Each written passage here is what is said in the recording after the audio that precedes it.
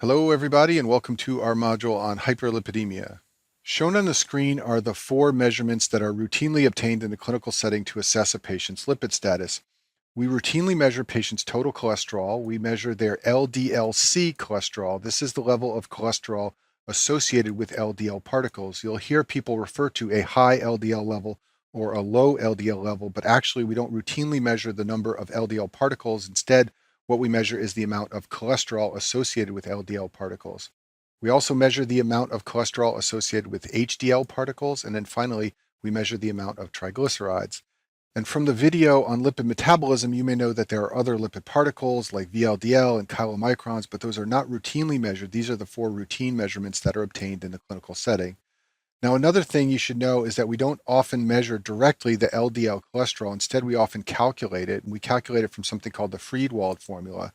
The Friedewald formula says that the LDL cholesterol is equal to the total cholesterol minus HDL cholesterol minus triglycerides over 5. And as long as the triglyceride level is relatively normal, this formula is accurate.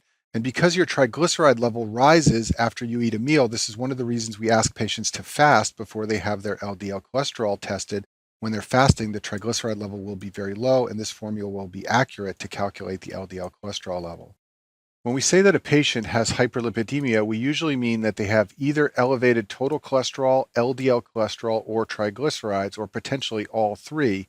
And the reason we're concerned when patients have elevated levels of these plasma lipids is because they've been shown to be a risk factor for coronary disease and stroke. And in fact, hyperlipidemia is considered a modifiable risk factor because many times it's related to lifestyle factors. Modifiable risk factors for cardiovascular disease include things like smoking and obesity and also hyperlipidemia. One of the reasons many patients have hyperlipidemia is because they lead a sedentary lifestyle, they eat lots of saturated and trans fatty acid foods, and they have a lack of fiber in their diet. And all these things can contribute to high levels of plasma lipids. Most of the patients you will see in clinical practice have a primary hyperlipidemia. This means they have elevated serum lipids related to genetics or obesity, but not secondary to a medication or some other condition that they have. There are, however, a smaller number of patients who have what's known as secondary hyperlipidemia, so let's talk about this now. There's a long list of causes of secondary hyperlipidemia, but I've listed some selected ones on this slide. Nephrotic syndrome is famous for causing hyperlipidemia. It usually leads to predominantly an elevation of serum LDL levels.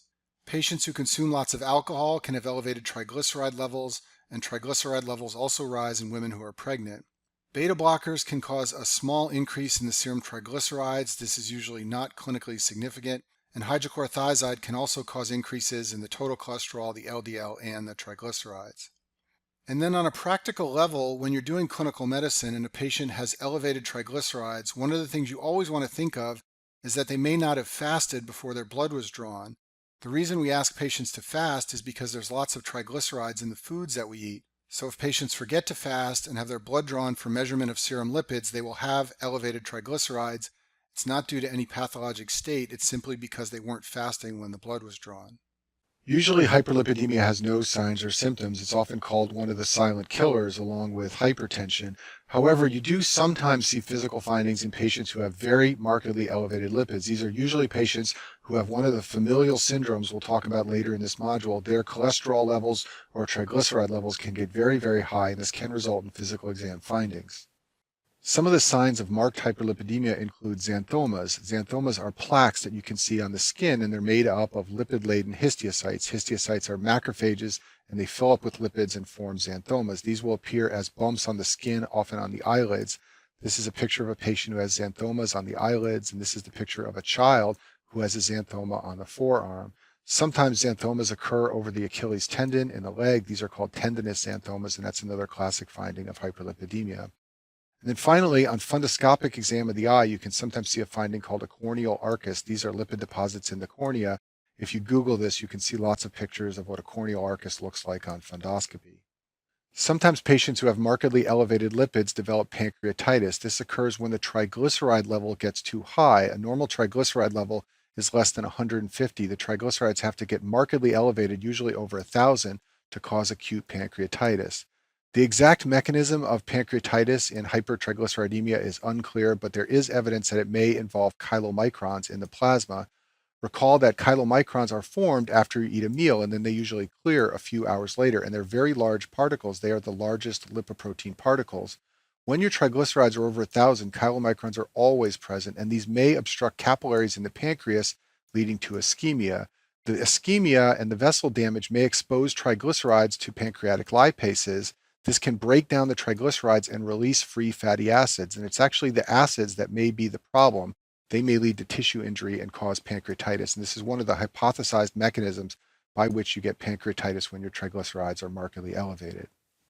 For the remainder of this module, I will talk about the familial dyslipidemia syndromes. These are very rare genetic syndromes that result in markedly elevated levels of plasma lipoproteins. And the first familial dyslipidemia is called a type 1 dyslipidemia, and it's also called hyperchylomicronemia because, as we will see, the chylomicrons are markedly elevated. This is an autosomal recessive condition, and children born with this condition have very, very high triglycerides. Remember before I said a normal triglyceride level is less than 150. These people typically have levels that are greater than 1,000. They can have a milky appearance to their plasma when you draw blood from them. And as I said before, the chylomicron levels are markedly increased. The reason this disorder usually occurs is because there is a severe deficiency in the enzyme lipoprotein lipase. I talk about lipoprotein lipase in the module on lipid metabolism, but recall that its purpose is to remove triglycerides from chylomicrons. So if it is not working, the triglycerides cannot be removed and the chylomicrons will stay very large and full of triglycerides. This can happen either because people are born with a deficiency in the enzyme itself or because they are deficient in the cofactor apolipoprotein C2. Recall that C2 is necessary to activate lipoprotein lipase. So if either of these things are abnormal, you can develop a type 1 familial dyslipidemia.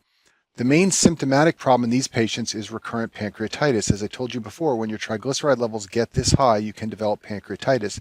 And people with hyperchylomicronemia get recurrent bouts of pancreatitis. They can also have an enlarged liver and they can develop xanthomas. The treatment is to eat a very fat-restricted diet. There are reports of people with this condition having a normal lifespan with no apparent increased risk in atherosclerosis if they're able to adhere to the low-fat diet.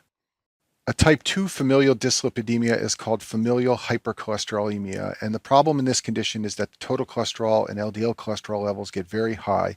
This is an autosomal dominant condition, and there are relatively few autosomal dominant conditions. So when you come across one, you should take note, and this is one of them. The problem in this dyslipidemia is that these patients have few or zero LDL receptors. As a result, they cannot clear LDL from the plasma.